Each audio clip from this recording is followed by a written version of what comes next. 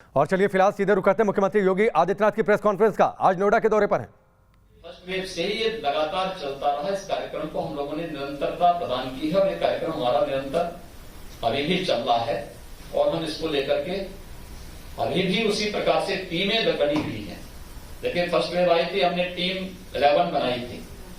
Second wave आई, हमने team 9 बना करके अलग अलग टीम को अलग अलग प्रकार की जिम्मेदारी देकर के और पूरी जवाबदेही तय की गई कि हर टीम अपनी अपनी जवाबदेही के साथ उस कार्यक्रम को आगे बढ़ाएगा। आज उसी का परिणाम है कि फर्स्ट वेव के समय भी उत्तर प्रदेश के बारे में कहा जाता था कि उत्तर प्रदेश में अगस्त और सितंबर में 1 लाख केस पर डे आएंगे और सेकेंड वेव के समय भी यही कहा गया कि अप्रैल और मई में यूपी में 1 लाख केस पर डे आएंगे। उत्तर प्रदेश में आज जो मैंने आपको बताया है 10,600 पॉजिटिव केस आज आए हैं। यानी कल मॉर्निंग से कल सुबह 6 बजे से लेकर आज सुबह 6 बजे के बीच में 10,600 पॉजिटिव केस हैं। और जो हमारे पास एक्टिव केस थे यूपी के अंदर लगातार उसमें कमी हुई है। हमारे प्रदेश की वर्तमान में जब ये पीक में था पॉजिटिविटी रेट लगभग 22% तक गया था, आज ये घट करके 5 से नीचे है। CFR हमारा 1% के आसपास अभी भी बना हुआ है। ये उत्तर प्रदेश की एक सामान्य स्थिति जो आपके सामने मुझे रखनी थी, ये सामान्य स्थिति है। रही बात वैक्सीनेशन की, उत्तर प्रदेश आज 1.5 करोड़ वैक्सीन प्रदेश के अंदर प्रदेश के नागरिकों को उपलब्ध करवा चुका है। अब ये 1.5 करोड़ लोगों को वैक्सीन अब तक हम उपलब्ध उत्तर प्रदेश के अंदर करवा चुके हैं। लेकिन इस कार्यक्रम को आगे बढ़ाने की भी दिशा में हम लोगों ने प्रयास प्रारंभ किया है। जैसे 45 से ऊपर हर व्यक्ति को भारत सरकार मुफ्त में वैक्सीन उपलब्ध करा रही है। उसके लिए गाइडलाइन भारत सरकार ने बनाई है। उस गाइडलाइन को हम लोग फॉलो कर रहे हैं। उसी के अनुसार वेस्टेज कम से कम हो। जब 16 जनवरी से हेल्थ वर्कर को वैक्सीन प्रारंभ हुई थी तो वेस्टेज का जो प्रतिशत था वह 21-22% तक था। आज वह घट करके 2 और 3 के बीच में आया है।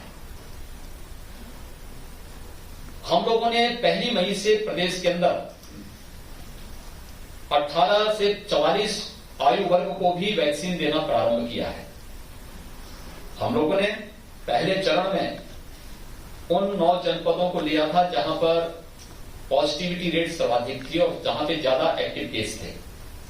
फिर उसके दायरे को बढ़ाया गया।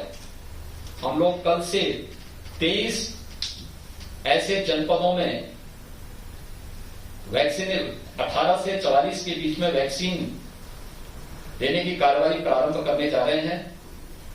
हमारे सभी 18 जितने भी ये 18 जो कमिश्नरी हेडक्वार्टर हैं गौतम बुद्ध नगर समेत प्रदेश के अंदर जो हमारे नगर निगम हैं इनमें वैक्सीनेशन की हमारी कार्रवाई चल रही है और उसमें वैक्सीनेशन के कार्यक्रम को हम युद्ध स्तर पर आगे बढ़ा रहे हैं। हमने ग्लोबल टेंडर भी वैक्सीन के लिए जारी किया है।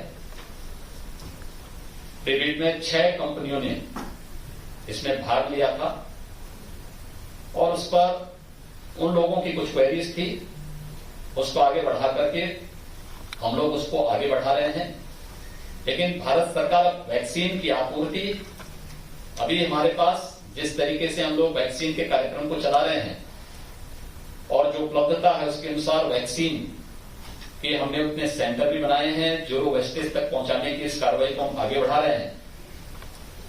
ग्रामीण क्षेत्र में हम लोगों ने इसके लिए भी से तैयारी की है क्योंकि गांव में बहुत सारे लोग ऐसे होंगे जो ऑनलाइन रजिस्ट्रेशन नहीं करा पाएंगे। कुछ दिव्यांगजन होंगे, बुजुर्ग होंगे। हमारे यहां हर ग्राम पंचायत में कॉमन सर्विस सेंटर है, नगरीय क्षेत्रों में भी है। हमने कॉमन सर्विस सेंटर को हम फोकस कर रहे हैं और उसको हम एक्टिव करके हमारा प्रयास है कि हम ग्रामीण क्षेत्र में इसके बाद इसको फोकस करेंगे कि वैक्सीन के लिए रजिस्ट्रेशन की कार्रवाई कॉमन सर्विस सेंटर के माध्यम से वहीं पर ऑब्जर्वेशन एरिया, वेटिंग एरिया, ये तय करते हुए वहीं पर टीम हमारी जाएंगी और टीम वहीं पर उनको वैक्सीन देने की कार्रवाई को आगे बढ़ाएगी। उत्तर प्रदेश वैक्सीनेशन के इस कार्यक्रम को युद्ध स्तर पर आगे बढ़ाने का कार्य कर रहा है।